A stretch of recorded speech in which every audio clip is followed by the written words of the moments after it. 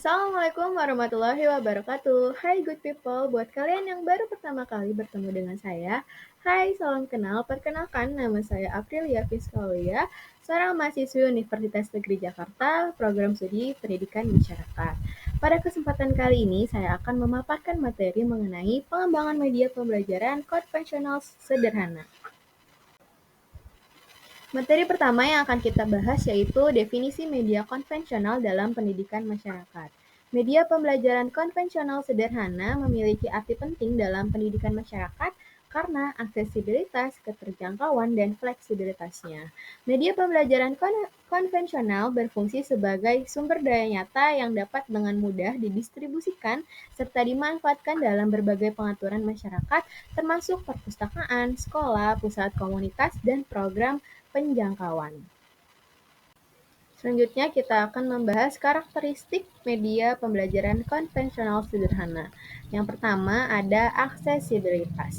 Media pembelajaran konvensional sering tersedia dan mudah diakses oleh anggota masyarakat, terlepas dari literasi teknologi mereka ataupun akses ke sumber daya digital. Kemudian yang kedua ada tangibilitas. Tidak seperti media digital yang ada di ruang virtual, media pembelajaran konvensional sederhana bersifat nyata dan fisik. Jadi peserta didik dapat berinteraksi dengan materi ini secara langsung, memegang, membaca, serta merujuknya sesuai dengan kebutuhannya masing-masing. Kemudian yang ketiga ada kesederhanaan.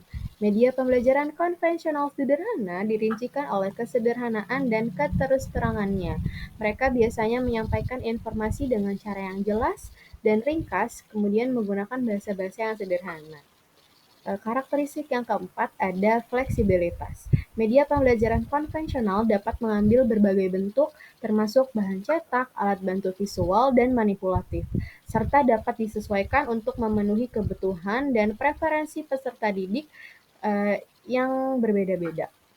Kemudian karakteristik yang terakhir adalah efektivitas biaya. Dibandingkan dengan media digital yang mungkin memerlukan teknologi ataupun perangkat lunak yang mahal, bahan-bahan ini dapat diproduktif relatif lebih murah menggunakan sumber daya dan alat-alat yang tersedia. Selanjutnya kita akan membahas prinsip media pembelajaran konvensional sederhana. Prinsip yang pertama yaitu kejelasan dan kesederhanaan. Media pembelajaran konvensional sederhana harus menghindari jargon, bahasa yang kompleks, serta kekacauan visual yang tidak perlu. Dan hanya fokus pada penyampaian pesan kunci secara ringkas dan efektif. Kemudian yang kedua, ada daya tarik dan keterlibatan visual. Visual yang dirancang dengan baik seperti foto, ilustrasi, serta grafik dapat meningkatkan daya tarik materi instruksional dan memperkuat konsep-konsep kunci secara efektif. Selain itu, penggunaan warna, tipografi, dan tata letak dapat membantu mengatur informasi dan memandu perhatian pembaca. Kemudian prinsip yang ketiga ada relevansi dan kontekstualisasi. Dengan mengatasi isu-isu lokal, norma-norma budaya, dan prioritas masyarakat, materi pengajaran menjadi lebih bermakna dan berhubungan dengan peserta didik, kemudian dapat juga meningkatkan keterlibatan serta motivasi mereka untuk belajar. Prinsip selanjutnya yaitu interaktivitas dan partisipasi. Menggabungkan elemen interaktif seperti kuis, pertanyaan refleksi, dan kegiatan langsung dapat mendorong peserta didik untuk secara aktif terlibat dengan materi dan menerapkan pengetahuan mereka dalam konteks dunia nyata. Prinsip selanjutnya ada aksesibilitas dan inklusivitas.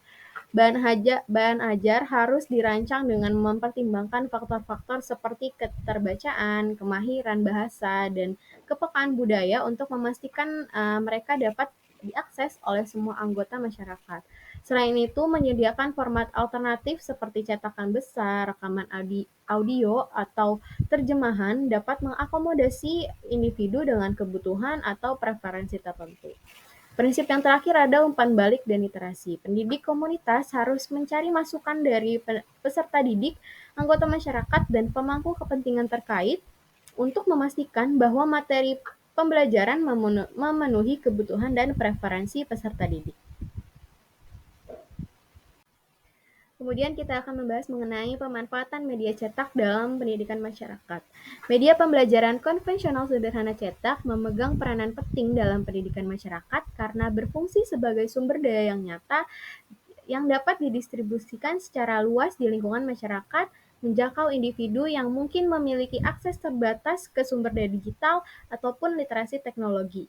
Selain itu, materi cetak juga menawarkan format nyata yang memungkinkan referensi, berbagi, dan interaksi yang mudah, kemudian meningkatkan keterlibatan serta retensi di antara peserta didik.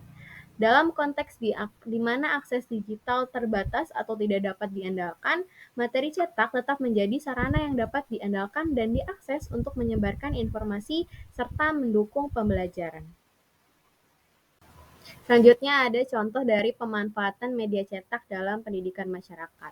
Contoh yang pertama itu seperti yang biasa kita lihat di pamflet dan brosur yang berisi informasi tentang kesehatan, baik pencegahan penyakit, manajemen penyakit, maupun layanan kesehatan yang tersedia serta didistribusikan di pameran kesehatan, klinik, maupun ruang publik lainnya. Kemudian contoh yang kedua ada di mana saat kelas literasi untuk pelajar dewasa, materi cetak dengan konten yang menarik dan latihan interaktif membantu pelajar membangun kosakata, pemahaman, serta keterampilan berpikir mereka.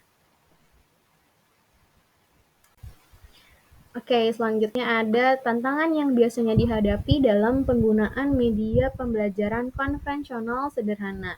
Yang pertama ada terbatasnya akses ke sumber daya, kemudian hambatan teknologi, yang ketiga keragaman budaya dan bahasa, ini juga menjadi suatu tantangan loh teman-teman.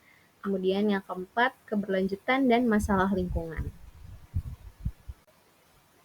Nah, tapi tenang aja good people, setiap tantangan pasti ada solusinya. Begitupun dengan penggunaan media pembelajaran konvensional sederhana. Tantangan-tantangan tadi bisa kita hadapi dengan beberapa solusi. Yang pertama, kemitraan kolaboratif. Kemudian yang kedua, pendekatan hibrida. Kemudian yang ketiga, kompetensi budaya dan lokalisasi. Dan yang terakhir, pertimbangan lingkungan. Baik teman-teman, kesimpulan dari pemaparan materi pada kali ini adalah media pembelajaran konvensional sederhana memainkan peran yang sangat penting dalam pendidikan masyarakat karena media ini berfungsi sebagai alat yang mudah diakses, terjangkau, serta serbaguna untuk penyebaran pengetahuan, pengembangan keterampilan, dan pemberdayaan masyarakat.